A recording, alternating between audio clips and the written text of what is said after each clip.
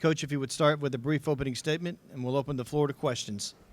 Yeah, it's an honor to be here today. Anytime you get an opportunity to play in a Sugar Bowl, it's a special time.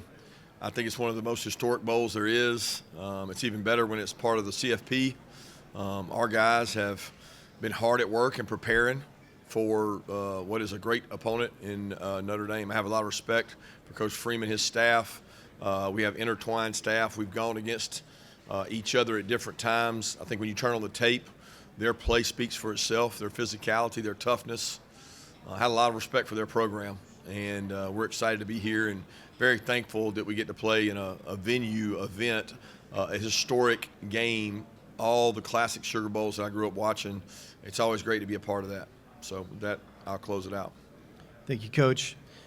Members of the media, please wait for the microphone to ask your question. We ask that you identify yourself by your name and media outlet. Please raise your hand. We'll start right here on the right side, second row. Tom Zwiller of the Irish Illustrated. Thanks for being here, Coach. I just had a quick question about Notre Dame's physicality. Like, how has it varied since you've played them in the past in 2017, 2019? And would you say that it has like the physicality or the feel of an SEC team at times? Yeah, when we talk about their team, it's in depth, like their backups, their starters, their offensive line, their receiving core, their defensive line. They're big, and that's what it starts with in the SEC. The line of scrimmages have to have size and girth because you have to take on these teams week in and week out that have great size. Notre Dame's built that way. They're built that way on paper, but then what you see on the tape speaks louder than the paper does. You see how they play. You see the toughness they play with. The linebackers are downhill thumping. The backs are elite. They're built like an SEC team, and I say that as a huge compliment because I think those rosters are some of the most talented in the country, and Notre Dame's built that way, probably more on the side of physicality.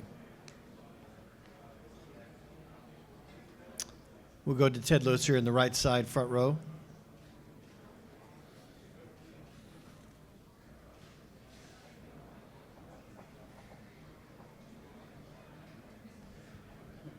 Coach, Ted Lewis from the Times-Picayune.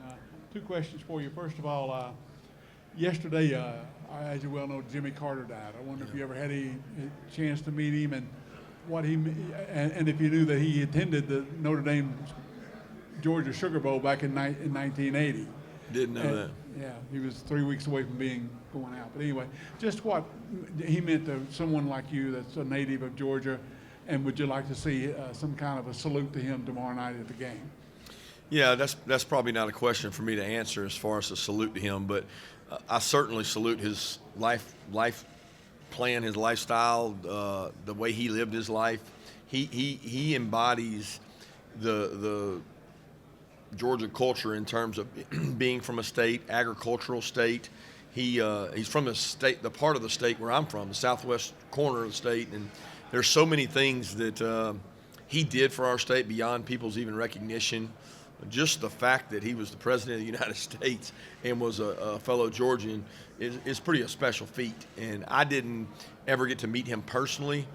I have a lot of acquaintances, obviously, that know him and tremendous amount of respect for what he did and what he meant to our state. The other question is, James Franklin yesterday talked about the need for a commissioner of football because of everything that's going on. Suggested Nick would be good for it. I don't think he's coming out of retirement, but anyway, what do you feel like? I saw you the other day when they asked you about everything going on in December, how much trouble it did, or the distractions of NIL and transfer portal while you're trying to get ready. Does college football need a different structure, a commissioner, and maybe something outside of what you have now with conferences calling their own calls? That's a really hard question and a really long question. I don't know that it's as simple as saying, let's name a commissioner and it solves all our problems. I don't think that's the case. I think we're governed by separate circumstances. Conferences govern us, NCAA governs us, now we have courts governing us, and nobody is over all of those. I think a commissioner would be a nice thing in theory, but what can they effectively get done if everybody can't agree on something? And Nick would be great. I know he's a huge advocate for college football. He wants to make it better. He's always been a person that believed in leave it better than you found it, and I have a lot of respect for the way he does it. But I'm probably not the guy that can tell you what a commissioner can and can't do in terms of making it a better process for all of us. All right, we're going to go to the left side, front row. Kirby, just very open-ended question, but what makes Gunner Stockton a good quarterback? Well, I think the number one thing a quarterback has to have is decision-making skill. Number one, he makes really good decisions. Number two thing for a quarterback is accuracy. Not necessarily arm talent, but accuracy. He has accuracy. So decision-making is a skill. Accuracy is a huge skill. Athletic ability and talent probably takes over third. He has those traits. All the intangibles in terms of toughness, character, embody what he was raised on. His dad was a really good football player, played at Georgia Southern. He's been raised around football. He's a coach's son. All the players play harder for him. Do you make the players around you better? That's what you look for in a quarterback. I think he raises the skill level of everybody around him because of who he is. So that's my reason for believing he's a good quarterback. I'll go to the right side, second row. Patrick Garvin with UGAsports.com. Kirby, lots going to be talked about Gunner leading up to this game, but what have you seen from your backups, Ryan and Jaden Puglisi and Rashada, in the game? And have you recognized one of the two as the number two quarterback? They've done a great job. Number one, it makes you realize how close you are to having to go in the game when it's like the next thing. When you're sitting there with a guy between you and the guy, it's different than when you're the guy and you got to be the next guy, and their reps have gone up. So in a weird way, it's been a blessing because I've seen both those kids really accelerate. You'd like to have seen that acceleration without this happening, but they've gotten more reps. They've gotten more important reps. And they're taking all Gunner's reps because Gunner's taking all Carson's reps. So I've been very pleased with both those guys, and I think they've embraced the role and understand that it's just a lot more urgent now, and I'm proud of what both of them are doing. We'll stay on the right side, second row. Coach, I was just wondering if you could speak to Bryce Young, number 30 on Notre Dame's defense, and how you prepare for. I can't hear them. I don't know if they're too loud, but I can't hear your question. Sorry. Yeah, hold the microphone closer. Please I hold don't the think it's microphone them. I just closer. think it's just loud over there. So I was wondering if you could talk about Bryce Young, number 30 on Notre Dame's defense, and how you prepare for such a young player with a unique skill set who can be kind of a game changer on special teams. Yeah, he is an exceptional player. I wasn't aware of him until we watched a little bit of tape on both Indiana and Notre Dame before we knew who we were going to play. And I was like, who is this guy? 30. He is long, he is athletic, he is twitchy. And then while watching the game, he showed up more because it was like he made some flash plays. He's rusher, he's edge. And then when I dug deeper into the special teams, I'm like, this guy is phenomenal on special teams. His reach, his athleticism. I don't know what they list him as, but he looks bigger than he lists as on paper. And just going to be a phenomenal talent. To do what he's done this early in his career just shows you how talented he's going to be. All right, we'll go to the left side, front row. Brandon Marcello, CBSSports.com. Kirby, how familiar are you with Anthony Knap, the left tackle for Notre Dame, and did you ever be able to recruit him? Because I know he was just right in the backyard at Roswell a few years ago, or a couple of years ago. I missed what you asked in there. You said their left tackle, the kid from Georgia? Yeah, the kid from Georgia. What do you think of him, and did you ever get to recruit him at all? Yeah, number one, he is playing really well, doing a great job. I remember him vividly being on our list and being a guy who's a good football player. I don't know how actively we recruited him because I can't remember what class he came out in. He was last year's class, I guess, yeah. So I remember going by there, and he was getting ready to go to school. And we were actually looking at maybe another kid at their school that just came out this year. And what a good-looking kid he was. And he's playing at a high level for them, doing a great job. I know this. the Georgia high school football programs put out kids all over the country. I was watching last night the football, the Monday night football game. I guess it was Monday night. Maybe it wasn't Monday night, Sunday night. So watching the Falcons game, and I'm like, all right, there's A.J. Terrell making a hit on Chris Rodriguez, a kid from Kentucky and a kid from Clemson hitting each other, trying to make plays, and there's Georgia kids all over that field. The one thing you learn quickly as being the head coach at Georgia is you can't sign them all, and there's a lot of them that you end up missing on. And for a guy to start at freshman at tackle is really hard to do. Like probably one of the hardest things to do in football is play offensive line as a freshman, and he's doing it at a high level. All right, we'll stay on the left side, front row. Good morning, Coach. Morning. DJ Jones, Sports Visions. In previous years, we talked about this time of year and how important it was with you developing your players and the younger players. With all the recent changes as far as the portal, NIL, and all of that, how has that affected this part of it as far as the development?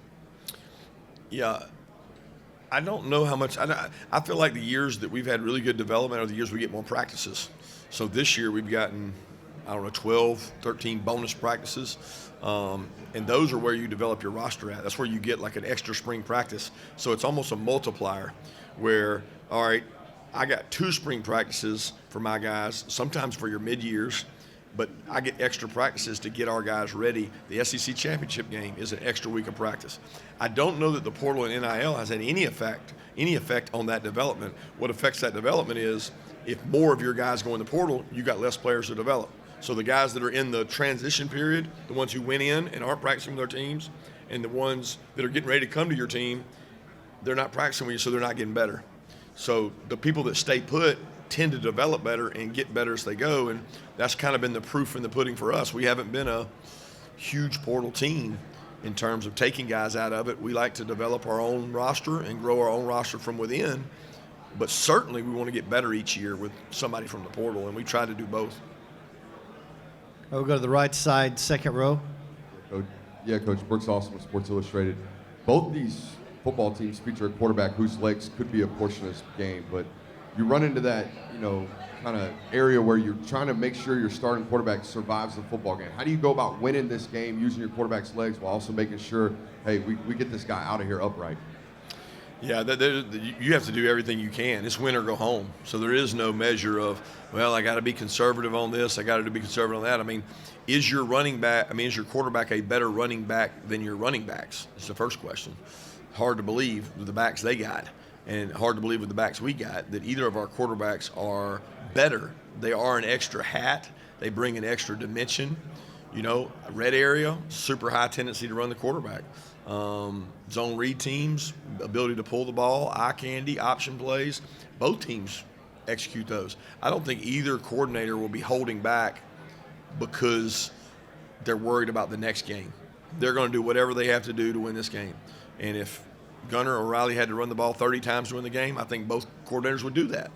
It's not the makeup of the offenses, but whatever they got to do to win the game, they'll do. We'll stay on the right side, second row. Coach, I wanted to ask you specifically about Jazair Jackson, 6'11", didn't play high school football. How do you come across a guy like that? I mean, how did he pop up on the radar? What did you do to go pursue him? Well, he did play football all his life growing up till 8th grade, and he was a high-level football player in the 8th grade.